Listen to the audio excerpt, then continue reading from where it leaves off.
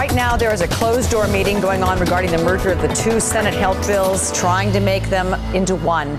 Joining me now to talk about what that final bill may really look like. Will it have a public option or some kind of exchange? Idaho Republican Senator Mike Crapo from the Finance Committee. Senator Crapo, thanks for taking the time again. It's good to see you. You're welcome. Thank you.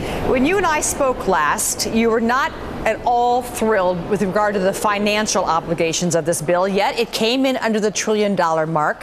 Have you found any comfort in what you guys passed yesterday, even though you didn't vote for it? Well, frankly, no, it's very discouraging because, as I indicated, it's just shy of $1 trillion of new federal spending, offset by $500+ billion of new taxes, mostly on the back of the middle class, and $400 billion of cuts in Medicare.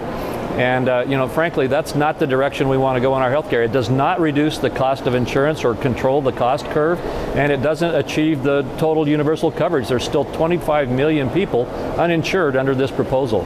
What conversation have you had with Senator Snowe? She and I have been very good friends for a long time, and I've talked with her a lot over this process. And frankly, she's one who believes that we should move towards some kind of not really a full public option or government option, but a trigger. And I believe that she would be willing to look at something like that on the floor. On the other hand, she also agrees with a lot of the concerns that I have about the cost of this bill and the burden of the taxes falling on the middle class. And so I think she's going to be literally trying to work in a bipartisan way to find solutions. But in the end, I think that she really does want to see some kind of a trigger in the bill. Senator, co-ops versus public option. You've said before that you think public option with regard to Senate is dead in the Senate. Would you live with some kind of co-op that came out of your Senate, your committee yesterday? Well, if the co-op issue were the only issue, and if it were truly a co-op that was not government supported and government run, that would not be as huge an issue. If it comes down to states, would you support that? You mean separate from all of the other problems in the bill? Yes. If we had other provisions in the bill that were good reforms that would justify passage of it, I could probably support something of a true private sector solution in the co-op area. But the fact is, that's not what we're looking at here.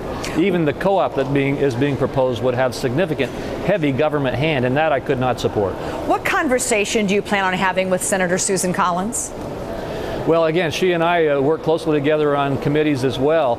And I'm just going to continue to talk with her, as I have with Olympia, about the issues that are facing us in this bill. And it goes all the way from the threat of a government takeover of the healthcare system to the massive new taxes and new spending and the cuts in Medicare.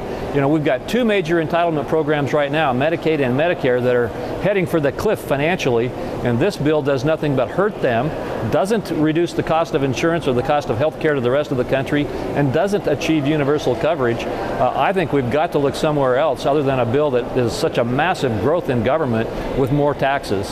And on that note, Senator Crapo, I look forward to speaking with you again as this moves forward. Thank you. Thank you. I appreciate it.